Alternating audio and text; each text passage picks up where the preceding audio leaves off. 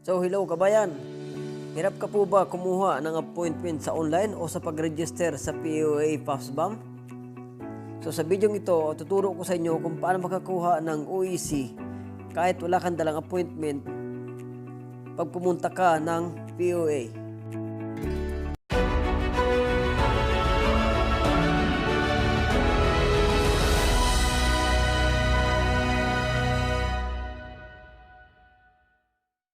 So hello mga kabayan, so welcome back to my YouTube channel. So mga kabayan, hirap ka ba kumuha ng OEC?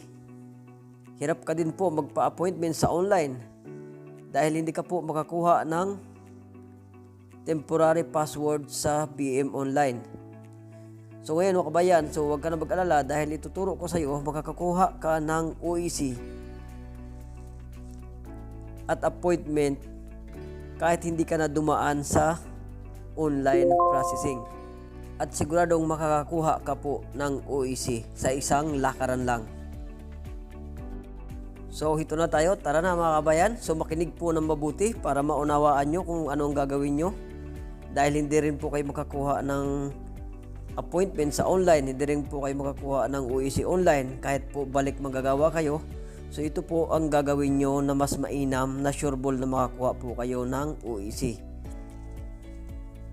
Kahit na po kayo ay balik manggagawa man kayo o first timer kayo magbabakasyon, ay ito na lang po ang gagawin nyo. Kaya so pakinggan nyo at tapusin nyo po para makakuha po kayo ng OEC.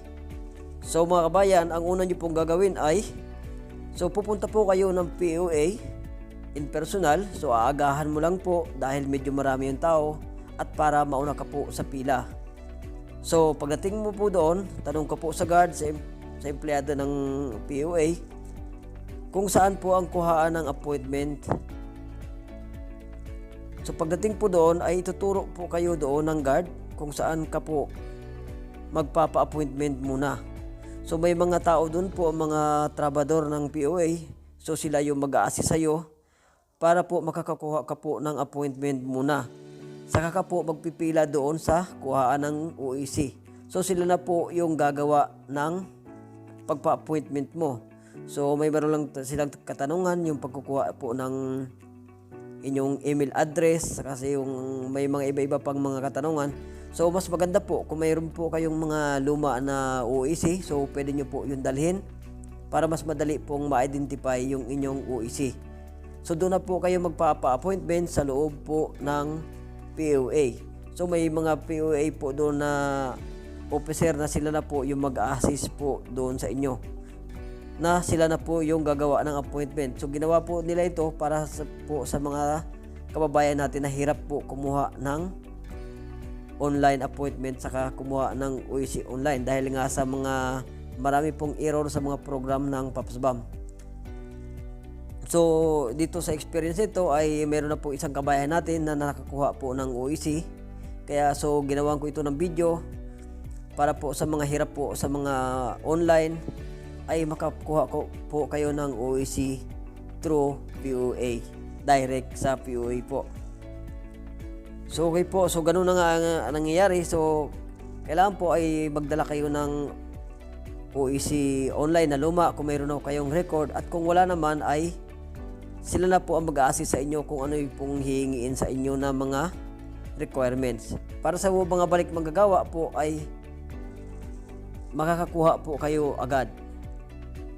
Di tulad po sa mga first timer po ay marami po pong kailangan. So para sigurado po kahit first timer po kayo, doon na po kayo magpapa-appointment.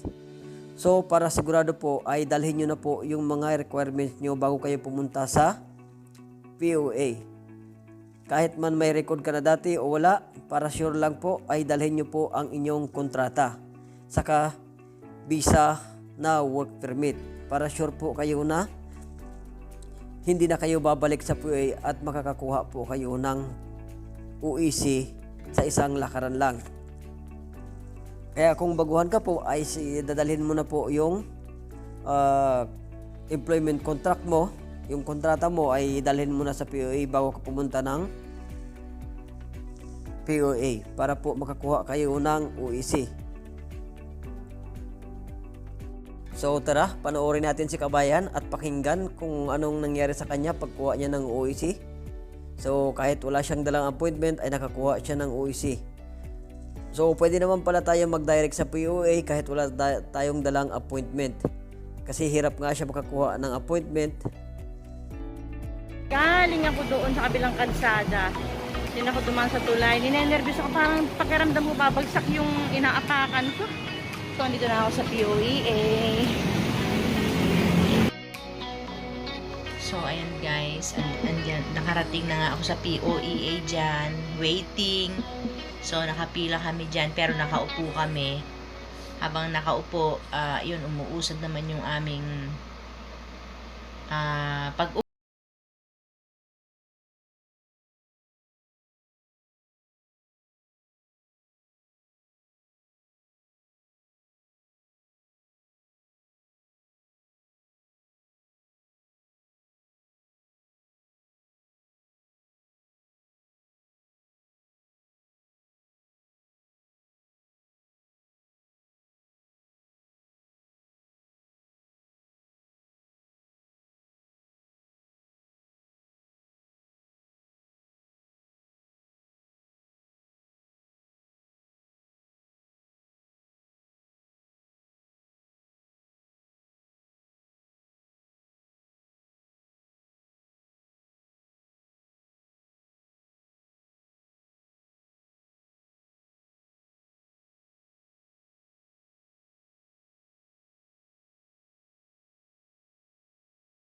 Okay naman.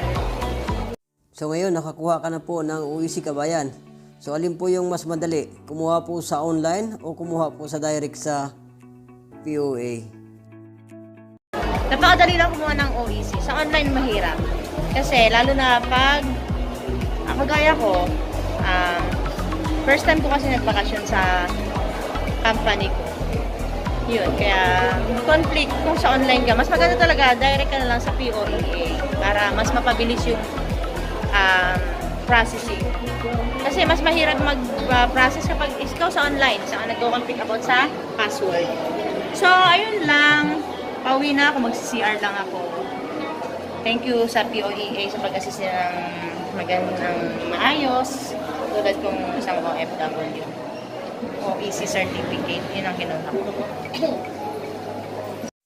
So maraming salamat Kabayan sa pag-share ng iyong experience sa pagkuha ng OEC. So ito si Kabayan ay kakabalik lang po nito noong February 10. So sana may mga kababayan din po tayo na mag-share na mga tulad nito para yung mga baguhan po ay makakuha din ng OEC sa mga maraming paraan.